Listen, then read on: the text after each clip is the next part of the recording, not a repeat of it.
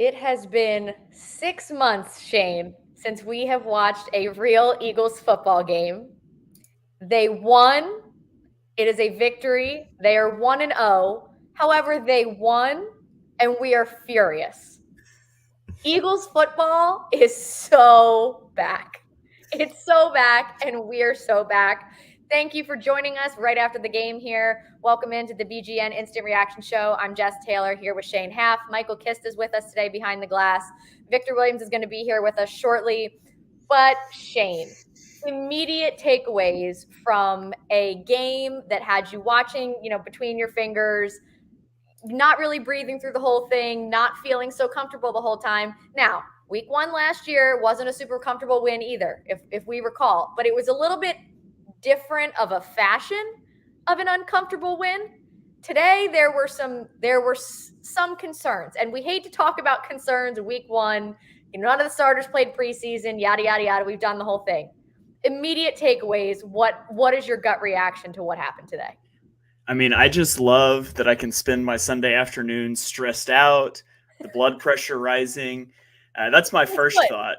And then my second thought is it too early in the show or in the season to come off the top rope with special teams talk, or do we want to save that for a while? Should we just start there? Because it's a continuation from last season. We talked about it every week because everything was so good for so long that was the only thing we could complain about. So we might as well just get that complaint out of the way so we can move on to the other ones. Yeah, I mean, gosh, I said it all year last year. The special teams was going to lose this team a game, and I guess giving up a punt return inside the 5 in the Super Bowl didn't do enough to make the Eagles think we should prioritize that. Now, I have to give an aside and say, Jake Elliott, man, I wouldn't have predicted Jake Elliott player of the game, but Michael Clay doesn't get to claim credit for Jake Elliott. So outside of that, I mean, you give up none of these for touchdowns, but you give up a big kickoff return, you give up a big punt return. It's just special teams. It's going to be there again all year. Let's just be honest. Special teams is a thorn in this team's sides, as always. Same with linebacker, same with safety. It is at least nice to just go into the season and know, oh, these are the areas our team is just not going to be good at football, and you can prepare yourself for it.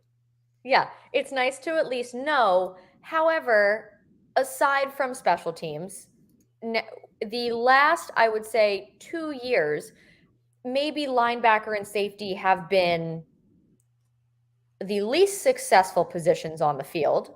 However, they haven't been as concerning and as much of a red flag or what's the correct word I'm looking for?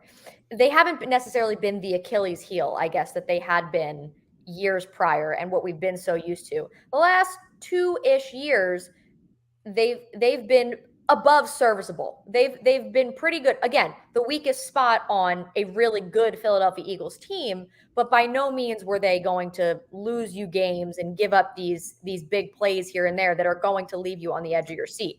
Today, especially after you lose Nakobe Dean, to an injury, and we'll have to see what that looks like going forward, those 2 spots were very concerning. Yeah, I mean, not only are you relying on Nakobe Dean to play at a good level, which I think he can do, you're also relying on an undersized linebacker who had health concerns in the draft to stay healthy because you only have 2 other linebackers on the roster. So I think that's going to be something that we sit on the edge of our seats about all season. Linebacker and safety are just going to be problems. I thought Reed Blankenship looked good. I felt like you could tell when he got injured and went out, and then when he came back by how the defense did. Behind Reed Blankenship, nobody really did much. I mean, I love Sidney Brown. He's not getting defensive reps. He looked good on special teams. I'm ready to see him out there because Justin Evans, I thought, was pretty bad today. So now, obviously, for those that are new to the show, I may retract anything I say by the time we get to the middle of the week and I've watched the all 22. But my impressions watching the game live was that Justin Evans had a pretty poor game. Yeah, I think. We've talked about on a couple of the preseason post-game shows, just kind of saying, he might not start there, as a starter, Sidney Brown, but by the end of the season, he will be a starter at the safety position. Is week 1 too soon? Is it too soon to jump to that for a short week to Thursday? Maybe. If it's as bad on Thursday, though, I wouldn't be surprised off the long week if you see more Sidney Brown in week 3 when they get the little mini bye after the Thursday game. So, I mean, it just felt like anytime that the Patriots got inside the 20-yard line, oh, look, there's just a guy wide open in the end zone. And like, I know the one Bradbury got beat, it looked to me like there was supposed to be a safety help in the middle. Justin Evans was just late getting over, and he wasn't aligned right if he was supposed to get there. I'm just going to assume Justin Evans made the mistake in alignment, not James Bradbury making the mistake in his technique, because Bradbury is a good player and Justin Evans was a street free agent. So I assume that was on him. It just continually, there were guys wide open when you got into the end zone. So right. And overall, then they beat you on the same play twice. Similarly to in the Super Bowl, they beat you on the same play twice for 2 touchdowns that, should have been at least defended better than they were. Right. And overall, I walk away and I feel good about the defense. The defense was better against the run, only gave up 3.5 yards per carry, held Ramondre Stevenson to 2.1 yards per carry. Ezekiel Elliott got 4.1. He has the fumble. Overall, I feel positive about the defense. I really did expect the pass rush to take over the game more than they did, with the Patriots down 3 starting offensive linemen, but there was a lot of quick game. There was a lot of 6 and 7 man protections, and there was a lot of pressure that just wasn't getting home. But then you get your defensive tackles, your duo defensive tackles taken in the first round the last 2 years. You get Jordan Davis gets his first career sack or half sack. He split it with Josh Sweat. It was a huge play. And then on that final drive, you get the Jalen Carter sack that really kind of helped salt the game away. So huge, good game for the defensive line. I expected them to take it over more, but I think you're going to see that a lot this year. Like, we remember when Jim Schwartz was the defensive coordinator and you had a killer pass rush and you just couldn't get home because everyone ran quick game. Right. I think you're going to see that with the concerns at linebacker and safety. It's going to be hard to take that away. I think that's what teams are going to try to target this season. Right. And I also think that had the offense been able to stay on the field a little bit longer, especially in that second quarter, the margin could have grown by a little bit more and they could have gone up by a little bit more had the defense had a little bit more time. And I think the defense could have done a little bit more damage, or some of the damage that you expect to see with some of those players, if the offense was able to stay on the field just a little bit longer here and there in that second quarter specifically. Just a quick note while we're talking about it as well. Jeff McClain just tweeted that Nakobe Dean is wearing a walking boot in the locker room on his right foot. So not great as we talk about going into a short week and quick turnaround to play a game on Thursday night. That doesn't concern me too much. I figure that's a precaution thing. Like, I would assume he would be in a walking boot until he can get some sort of test. Have we heard anything about James Bradbury yet? Because that's a big concerning injury for me as well. Not that I've seen so far. He went to the locker room right after that play. I wouldn't be surprised if we, hear that there's a concussion there and we don't see him on Thursday. Yeah, he got hit. I was sweating bullets when Josh Jobe has to come in cold off the bench with 30 seconds left in the game in the red zone. But fortunately, not Jordan Davis, that was Jalen Carter gets home and kind of wrecks that drive. But I was definitely nervous about that, especially, the announcers are pointing it out. I'm watching the safety to see how the safety's rotating. I was just concerned Jobe was going to give up the touchdown cold off the bench. True. But to his credit, he did also make a play to save the game by making sure that the receiver did not get both feet in bounds after already having that blunder once before, made sure that he did it twice and didn't get that second foot in bounds. So huge by him there. And, definitely a credit to the way that they prepare and everything like that. Let's switch gears a little bit to the offensive side of the ball. We sort of talked about it a little bit, them not being able to stay on the field.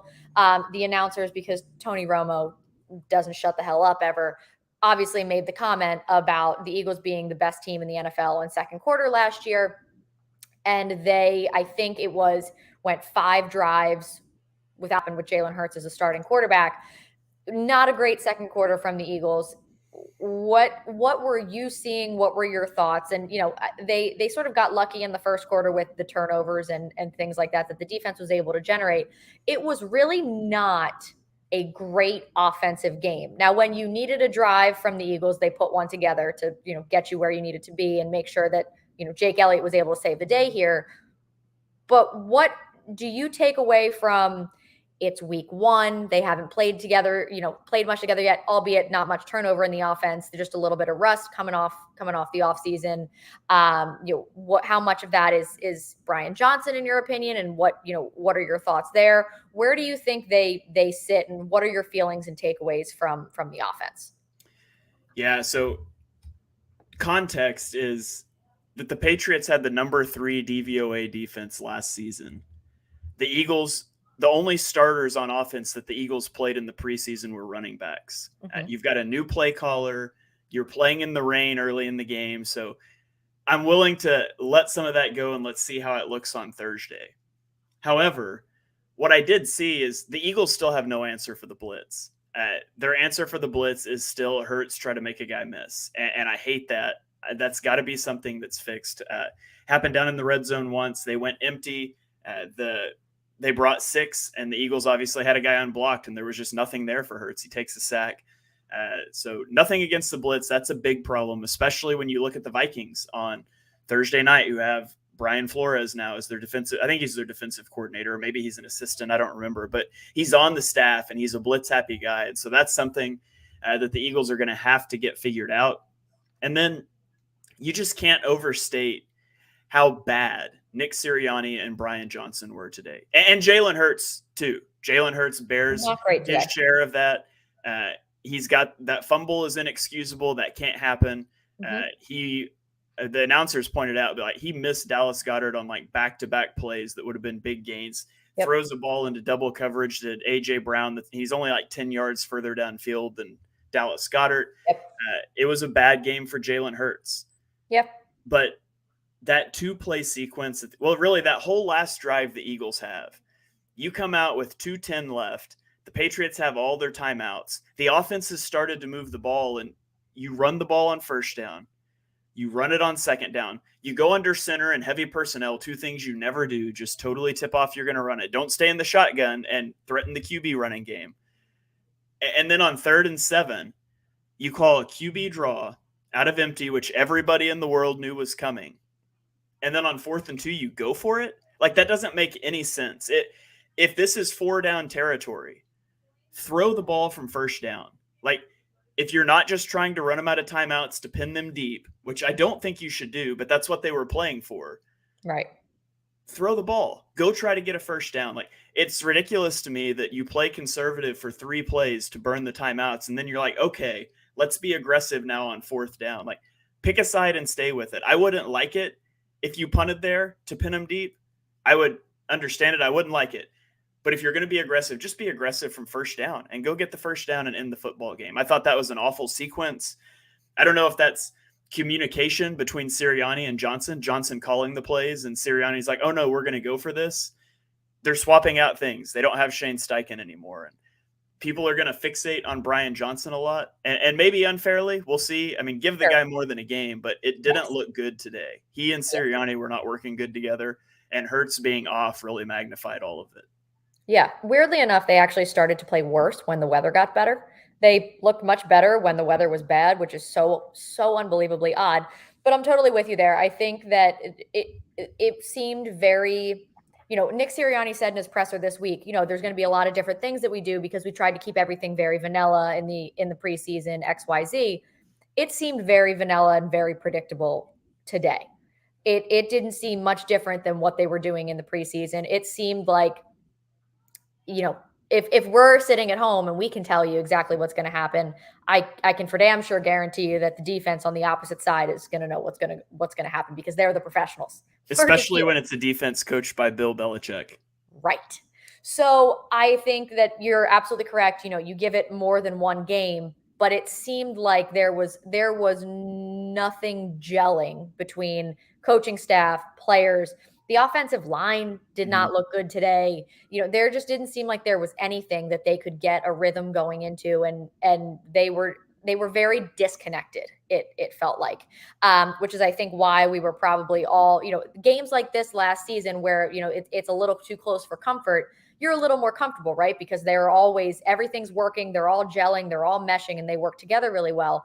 Today you're on the edge of your seat, even when it's a 16-point game, because the disarray in the coaching, the word disarray, that is absolutely accurate. Oh yeah, two of those burn timeouts on special teams too, by the way. I knew as soon as I saw this comment, I knew that was coming, but it's true. It was, what was it? Was it right in the beginning of the second quarter? Was it right in the beginning of the second half? You burn a timeout there and you're like, dude, in a game that you can clearly feel the momentum shifting and you're going to have to burn this timeout there, you've got to be better than that. And my favorite is it was like a 3rd and 12 or something, and they just called a run play up the middle. And then they can't manage to get all 11 guys on for the field goal. Like, were you expecting to get a first down on 3rd and 12 with a run up the middle? Like, no. Get the field goal team ready. You literally had 2 play clocks and you had to burn a timeout. That's just crazy. But yeah, to your point on the offensive line, I thought Cam Jurgens really struggled at right guard today, which it's his first start at right guard. Sure. In Jeff Stoutland we trust, but more concerning than that is Jordan Mailata did not look good today. And I thought he didn't look good several different times last year. I was hoping that this would be a bounce back year for him. And it seems like he's kind of picking up where he left off last year, really struggling in pass protection. Yeah, there were a couple times where, you want your 6'8", 300-pound left tackle to look a little bit better than he did. I thought not only did Cam Jurgens not look great, he looked, as much as you can tell with a helmet on, right? He looked nervous and uncomfortable, and I think that the Patriots attacked that completely. I think if you watch it, I noticed this early, and then I kind of stayed focused on it throughout the rest of the game.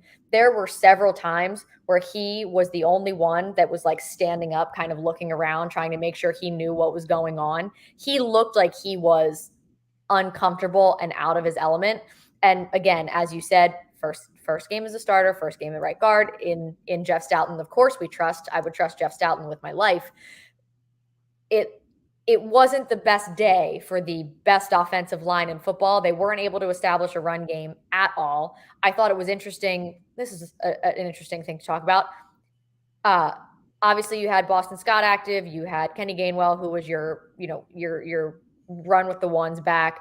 1 carry maybe for DeAndre Swift, and Rashad Penny wasn't active today.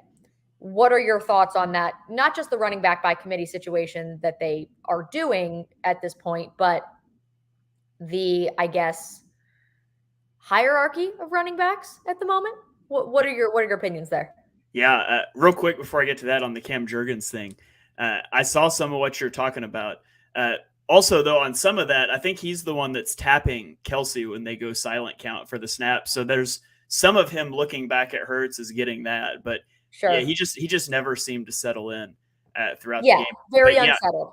Yeah. True. So Gainwell has 14 carries. Scott and Swift each had 1 carry. That surprised me. It surprised me when they said that Rashad Penny was going to be a healthy scratch.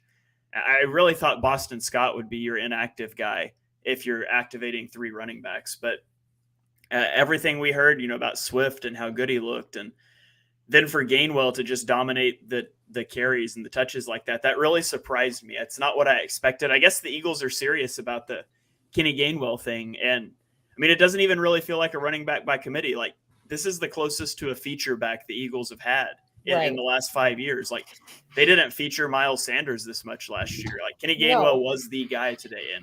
And the choice of it being Kenny Gainwell. Yeah. It's confusing. Yeah, I don't know on that. I'm unsure. Victor, your thoughts on Kenny Gainwell as the feature back in the Philadelphia Eagles offense? Yeah, shocking to say the least. I did not expect Kenny Gainwell to be the feature back coming out of here. Like Shane, I was shocked to see Rashad Penny scratched. There was a lot of hype that Shane and I have talked about on our show about the rumors that were going around about Rashad Penny potentially being cut. Neither of us bought into that, but maybe it wasn't a rumor with the way that these roster moves were looking today. DeAndre Swift with his limited touches. We know that they trust Gainwell the most, obviously by the way the year ended last year, especially in the Super Bowl. But for him to have 8 touches on the first drive alone, I was pretty shocked by that. Maybe they're trying to ease in Swift, but they had all summer to do that.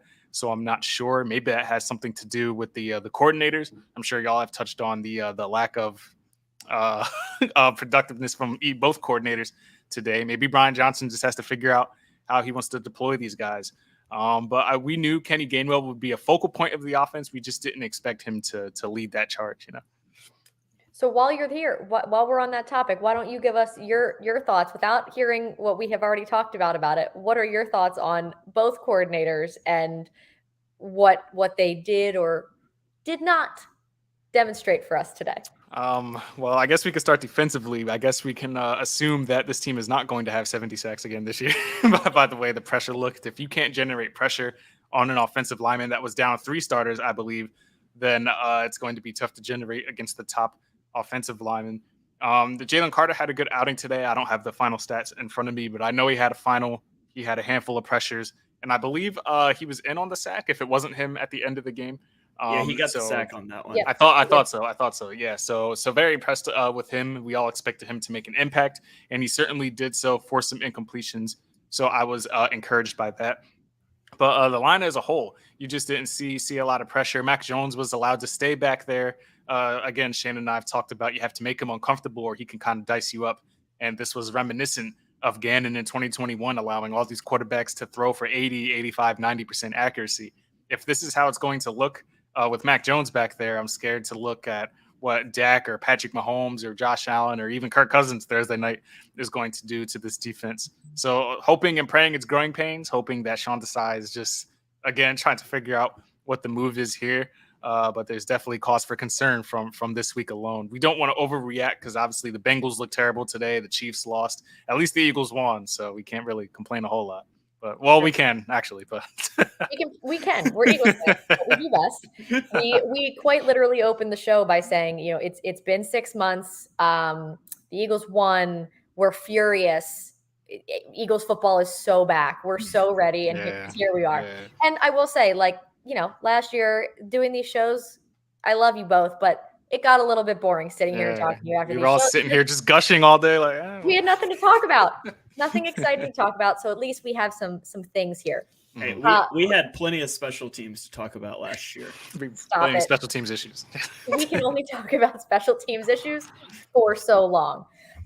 Here's one. So obviously we all saw DeVonta Smith do his rocking the baby celebration after his touchdown. He and his girlfriend welcomed their baby girl into the world yesterday, just in time for him to be there, leave, and catch the team flight up to New England. So it worked out nicely that he was able to be there and then was like, you know what? I gotta go.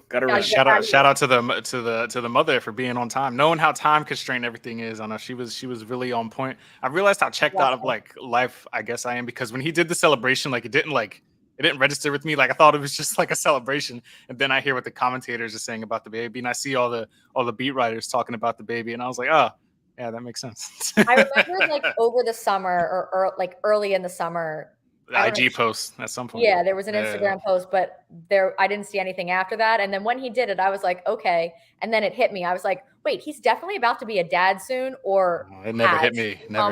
Recently. But yes, right after, literally yesterday. So bless. So glad that, good for him. Congratulations. So glad everyone's doing well. And, glad he was able to have the touchdown and celebrate the way he did today. Yeah, good stuff. Because the only offensive touchdown, right? So was it? So it was that, the pick 6 and 4 field goals, right? So, yep. So I don't know if you guys named a player of the game, but mine would be Jake Elliott, because without him, we're not winning this game. A 56-yarder. We had the one doink. But that is my player of the game. Just a classic Jake Elliott game. Missing an extra point, hitting 3 50-yard field goals. He did miss the extra point. I tweet when he hit that second one that went off of the upright. I said that Jake Elliott's so bored making 50-yard field goals that now he's doing trick shots. He has to make it interesting. He has to make it interesting. Jess, you asked me about the coordinators, and I only spoke about the defensive coordinator. I think Brian Johnson. I want to hear the offense one too. That was the one I actually really want to hear more. We spent some time on that one. Oh, goodness gracious. I have to go back and see that. I think I said on Twitter, I think Brian Johnson is just overwhelmed with all the demand that it is on game day. You can try and simulate it all you want throughout the summer. But being your first coaching experience, your first I guess your debut, as you can call it, going up against Bill Belichick is probably not the most ideal situation. And he looked outmatched for a lot of the first half, especially that second quarter where they couldn't get a whole lot moving. I have confidence in him just because he knows Jalen so much, and he did study under Shane Steichen. But man, I missed the play calling. Shane and I talked all summer long about the play calling that Shane Steichen had, and he was able to dial up in certain situations. And I'm sure you guys have spoken about the fumble. If you want to call your quarterback to have a QB draw in the empty set, I understand he's your best runner, he's your best playmaker. But Jalen hasn't taken a lot of hits in 7 months, and he probably wasn't ready to have a direct hit on him on the fumble. I see some fans talking about maybe he has a fumbling issue. Obviously, the Super Bowl fumble is fresh on the mind, but he's pretty good with taking care of the football. So I don't think that's going to be a problem. I think that's more of an indictment on Brian Johnson calling that play right in that instance. Maybe you want to put it in a shorthanded Kenny Gainwell. But I think Brian Johnson was just thinking, not a lot has worked for me this game. I'm going to keep it in my MVP's hands, and I'm going to let him make a play. And it just didn't work out this time. So I have confidence in him in the long term, but he looked outmatched on a lot of facets to me in this game. Which, to be clear, being outmatched by Bill Belichick in your first game as a play caller is not. It's fine. It's fine. Right. But he was really bad today. Yeah, we talked about just kind of how they were they were not on the same page. Collectively, there was nothing that worked together, nothing that gelled. There was no sort of rhythm between the coordinators, the head coach, the offensive line, the quarterback. There was just absolutely nothing that started to work at any point in time. And that was sort of where we spent the majority of our conversation on that everything just seemed, there was a comment that used this word, that's the perfect word. Everything was in disarray. There was nothing working. It's a good word. It's a good word to use. It was a great word. I don't even remember who did it, but shout out to the person that shambles, unorganized, just disjointed. Everything was just a mess. And I thought, like, after the 16-0 lead, and I was like, oh, this game's over. We're going to be able to coast. It'll be an easy post game. We'll come up here and gush like we always do, and it'll be easy. And not very often in Philadelphia is it easy. So even when they went up, like Jake hit the field goal and they went up by 2 possessions, right? And I was like, all right, like we can breathe for a second. Nope, Mac Jones goes right down the field, finds Kendrick Bourne again, and I'm just like, man, this is not ideal. But this is week 1 for you. A lot of wonky stuff happens on week 1. I'm going to do my best this week to not read into it. By the time I'm sure Shane and I look at the film and do EPA this week, we'll find out what the real issue is. I just think it's sloppiness, and at least Jalen Hurts had some preseason last year. He didn't have any this year, so this was his real like football action, other than joint practices. So I think he'll come around. I saw a comment up on here not too long ago about Jalen was messy and this and that, signs of regression. It's hard to take any of that away from week 1, but it was certainly not the Jalen Hurts we're used to seeing. More checkdowns, which is not shocking, but definitely a more conservative approach, which I'll dial up to Brian Johnson more so than Hurts. Yeah. I think we should, as we're looking through some of these comments here, I think it might be a good time to check back in on our 3 words here and see what we've got going on. So I think this might be a good time to bring Michael Kiss back in here and see what he's seeing. Big Mike is here. Oh yeah, to see what he's seeing from the Twitter. If there's anything, I'm so scared, because usually we have, like, last year this was also pretty boring. We had like 1 or 2 fire Jonathan Gannon, which was they could have pitched a shutout, and I was submitting those myself. Those were my submissions to fire Jonathan Gannon. Well, we all can agree, but I feel like there could be some good ones in there this time. My God. So we do have throwing it back, because back when I was doing this, it was always fire Jim Schwartz. We got one of those from Go Birds at Take It Sleazy. We got a good one, cautiously pessimistically optimistic, from Jack. Thank you for that. 3 people in a row within about 30 seconds of each other said, WTF. We're going to keep it. We're not going to say the F word on here. Family friendly. Yep. That's right. I'll drop this one, though. I see a butts for play calling on here, Kiss. That one's got to be a shout out to you, too. Absolutely. Rebel said attempted bed shitting averted. I'll drop that one, but not the F word. let's see what else we have for 3 words. We miss Shane Steichen from @Cambition57. Redbeard _55 says mad at winning. And let me tell you, I was furious this entire game. It was 16-0. I'm thinking, cool, I can watch Red Zone, I can chill. All right, I was chilling. And they just they fell asleep, which was incredibly disappointing because I was ready to talk a lot of mess on Twitter, and they took that away from me for a good 2.5 hours, unfortunately. Yeah. So those are the ones that stood out on Twitter for me. Solak, Benjamin Solak, former BGN, now with the Ringer, came in and said Kiston Solak, he was lying to all of you. Please @Benjamin Solak on Twitter. Tell him that was mean, because that was definitely not in the cards, but maybe there will be some sort of Kiston Solak thing in the future. I keep teasing it just to mess with you guys too, so that's a little bit mean. But that is hearing this teaser for a year now. I'm waiting for it to come myself. When the Eagles bring home another Super Bowl, we'll finally get a Kiston Solak show back. There it is. I had to break out the what's the best flavor of bleach. I didn't use that all last year because everything was so great, and now I had to use it in week 1. It's a lot of people. They were like, kind of good to have the classic back. I'm like, not that great. Trust me. I'm the one drinking bleach. Oh man, I haven't used that since like the Washington week last year when Quez dropped everything. So that was yeah. Well, I appreciate you guys having me on stage. Everyone subscribe to Bleeding Green Nation on Apple Podcast. I'm going to drop out here and let these fine folk take care of the rest of it before I expose myself for being a casual. Thank you very much. Go Birds. Oh, no. All right. As we wrap up here, what are you most nervous about? And what is one thing that you think people are overreacting about, but you're actually kind of like, all right, this could be fine. I'm just going to chalk it up to week 1. What are you most nervous about?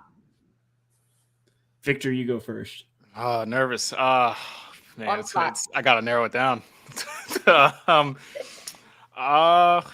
Is it fair to say play calling? Is that fair? Like I feel like because again, Steichen was so good at it last year, and he dialed up the right things at the right time, and this time we didn't see that.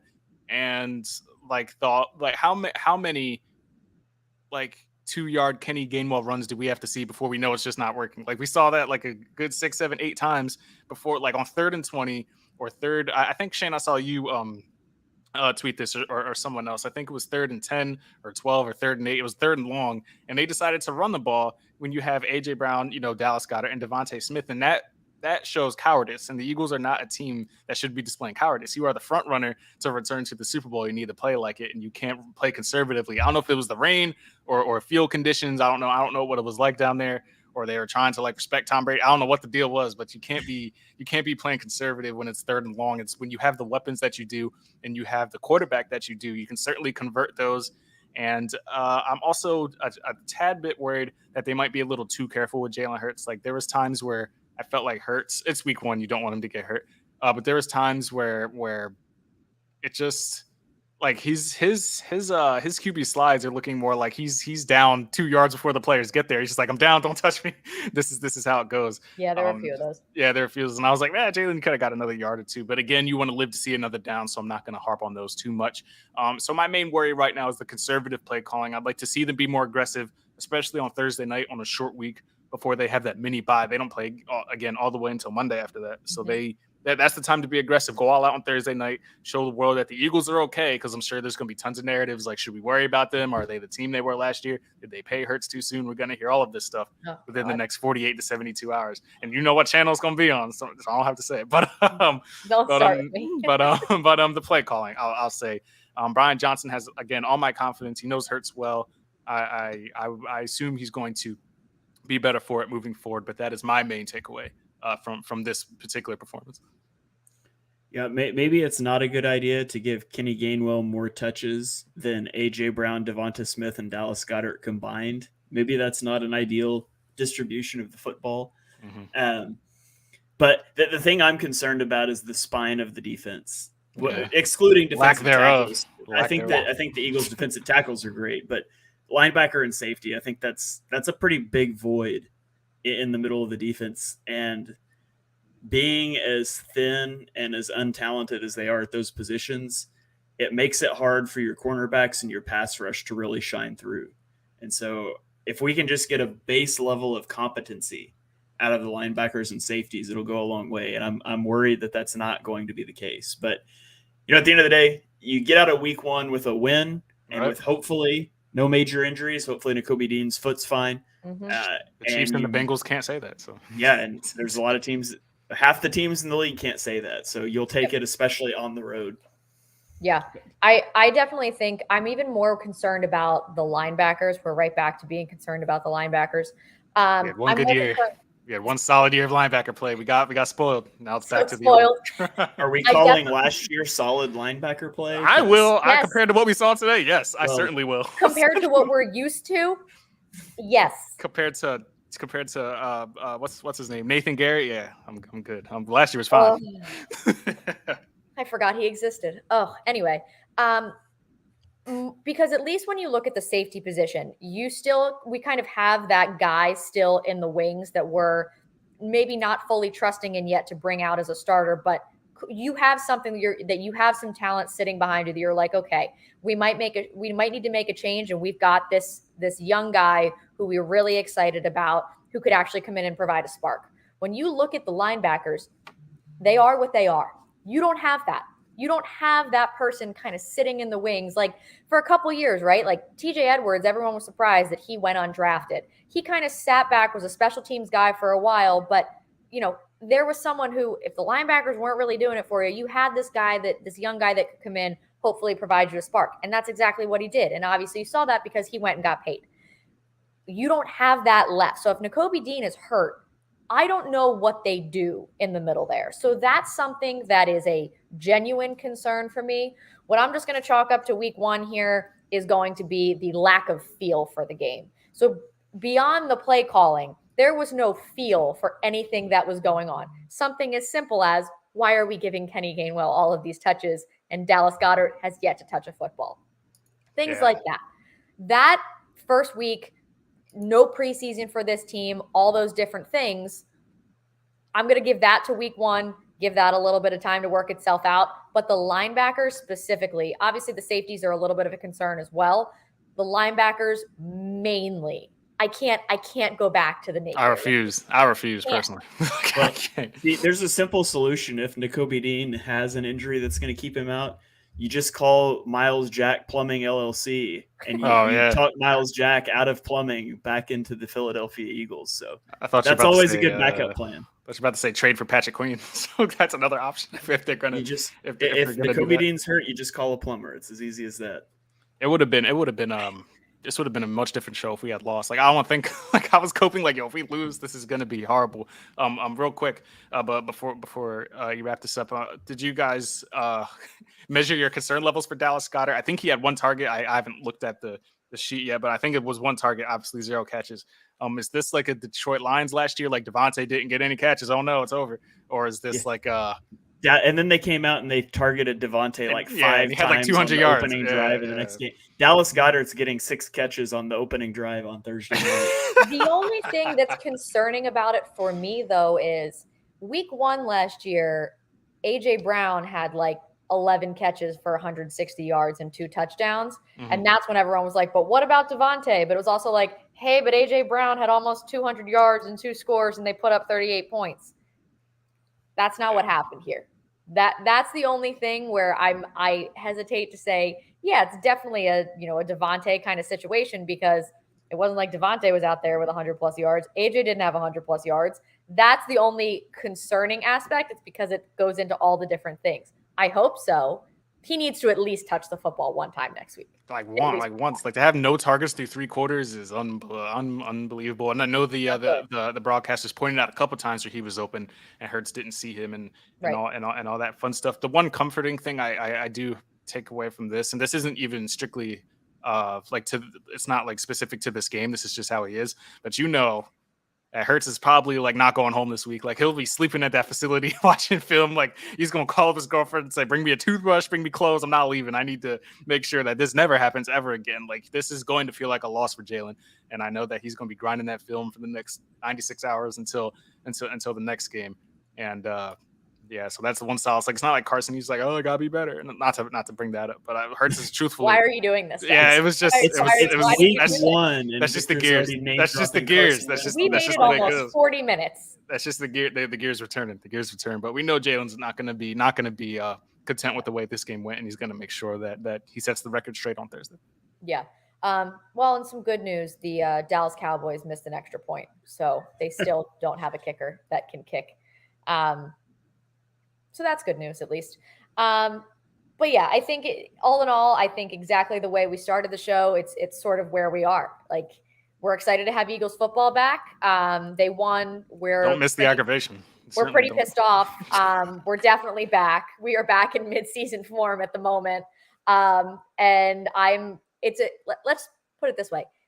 This game, it's a good week to have a short week. Quick turnaround. Let's go right the wrongs on Thursday. We will be back on Thursday after the game, nice and late. You'll get to spend lots of late nights with us this season. We'll be back on Thursday to talk about this game. Hopefully another win. We are not going to.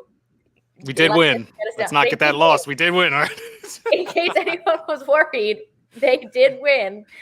They are 1-0, which, like Shane said, is better than half the teams in the NFL can say today. So the Eagles are 1-0. Hopefully we will have another good conversation on Thursday. But as we always said, thank you for joining us again this week.